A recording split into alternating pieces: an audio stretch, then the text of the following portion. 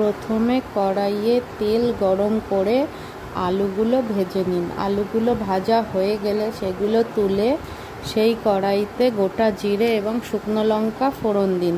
ফোড়ন দেওয়ার পর আগে থেকে পেস্ট করে রাখা আদা, জিরে, লঙ্কা, রসুন, টমেটো সব কিছু কড়াইয়ে ঢেলে দিন।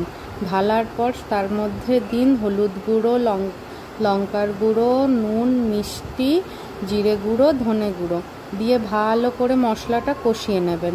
কষানোর পরে সেই আলুগুলো মশলাটার মধ্যে দিয়ে 2 মিনিট নাড়াচাড়া করে তাতে পরিমাণ মতন জল দিয়ে দেবেন। দিয়ে কড়াইটা ঢেকে দিন। আলুগুলো সিদ্ধ হয়ে গেলে কিছুক্ষণ পর ঢাকনা তুলে তার মধ্যে দিয়ে দিন আগে থেকে করে রাখা মাছের ডিমের বড়াগুলো দিয়ে ভালো করে নাড়িয়ে চাড়িয়ে একটু নামানোর আগে গরম মশলা ছড়িয়ে নামিয়ে দিন।